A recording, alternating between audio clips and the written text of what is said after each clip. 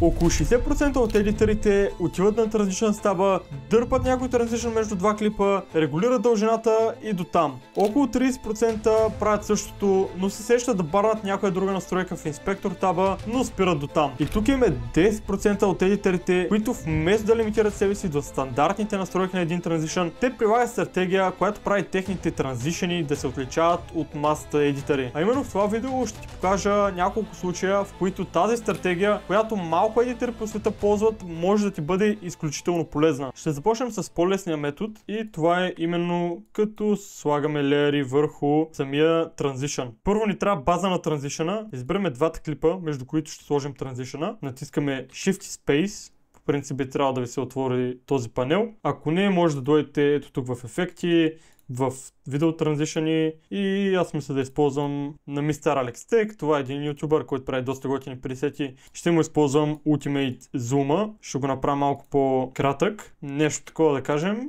Няма значение. И тук какво може да направим? Най-лесният начин ще е да сложим просто един изрязък от някакъв оверлей на нещо, което прилича на матрицата, понеже в това видео това беше целта, самия стил беше за матрицата. Както виждате, след като сме го поставили, абсолютно нищо не се вижда. Това е понеже Composite Mode му е на Normal. Трябва да го направим на нещо, което се вижда, например на Add. За този случай ще го сложим. И вече като е на Add Composite Mode и както виждате се вижда. Сега в момента става нещо като Zoom с оверлей на матрица, понеже е точно това. Така че сложим един Ease In, Ease Out и би трябвало да изглежда по-добре. И както виждате, ето така може да комбинирате обикновен Transition с някакъв оверлей. Какво друго може да се направи? Adjustment Clip, можете просто да го добавите от тук или ето тук горе в ефектите, може да го намерите. Дърпаме го, сега ще го направим една идея по-малък и горе-долу покрива самото място, където искаме да сложим нашия Transition. И какво може да направим? Този път ще направим някакъв друг стил. Добре да кажем Night Vision и ни го прави ето такова, зелено. Едно е Night Vision естествено. И какво друго да сложим? Digital Glitch. Сега в мен ще го оставим малко да се рендърне. Тук вече имаме резултата. И сега в момента пак едно Abrupt изведнъж, така че буквално може го изинете и изаутнете. Като използвате вградени ефекти в DaVinci, плюса е, че може повече да ги кастомизирате, отколкото оверлейте, така че по-добре. И както виждате, пак се получава някакъв ефект матрица, който пак може да кажем си кастомизирате, да кажем това ще го направим, да дам по-малък glitch width, glitch height. Е така нещо такова. И също така забравихме да сложим Transition-а. Ще сложим.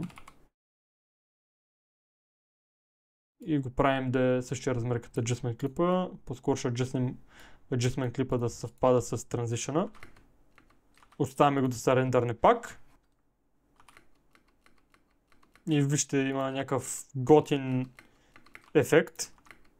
Някакъв Glitch Matrix Type Sheet ефект. И това буквално може да добавяте супер много ефекти, каквито искате. Може да сложим, да кажем, Stretch Region, ако сложим. В смисъл, виждате, че буквално може да стаквате много ефекти. Без него, с него. Имате много опции тук. И сега ще ви покажа другия метод, който е директно в Fusion Page. Ето тук, например, както виждате, имаме един Transition. Няма никакви adjustment клипове върху него. Този клип тук е някакъв рандом, той е disablenат. Така. И както виждате, тук пак съм сложил Ultimate Zoom на Mr. Alex Tech.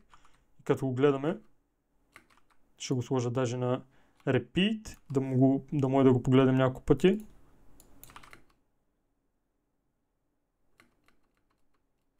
И вижте как се получава някакъв доста готин ефект. Какво съм направил? Сложил съм този Ultimate Zoom. И ето тук, както виждате в Inspector таба, както виждате, има Fusion Page икона. Все едно буквално ето тук долу, дето пише Fusion. И ние просто цъкаме да влезем в Fusion Page. И както виждате, не е нищо особено. Първо, какво съм направил? Това е Matrix. Това си е просто темплейт от DaVinci, който е вече готов. DaVinci има доста готини пресети. Така че, за да го използвате, буквално просто идвате на Fusion. Окей, в Fusion е. Буквално имам Matrix с отделен темплейт. И както виждате какво съм направил, то първо ви идва в 1280 на 720. Аз какво съм направил, буквално ето тук на Render 3D съм сменил самия image size, така че да е 1080 на 1920. И какво друго съм направил е, тук съм променил цвета на самия текст. Съм го променил, например, ако сложа сега да е синьо, ще е синьо. Ето както виждате, ще стане синьо. Но на мен ми трябва синьо. Това съм направил. Също така съм сложил един Color Corrector, който съм го направил да удари към зеленото. И също съм му кейфреймнал самия Blend. Също така съм сложил и Prism Blur, който прави доста готин ефект. Без него ще изглежда доста по-зле. Това прави Prism Blur. И основата на самия транзишън е Zoom. И сега ще ви покажа един случай, в който съм използвал друг транзишън, който не е Ultimate Zoom. Ето тук имаме един друг транзишън, който е подобно на миналия транзишън, но е с основа Luma Wipe. И затова му прави един малко по-различен ефект.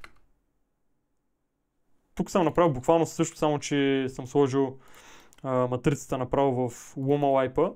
Иначе е буквално същото. Ако искате да направя специфично видео как съм направил този матрица ефект, може да ми напишете в коментарите. Не е нещо сложно, изобщо даже.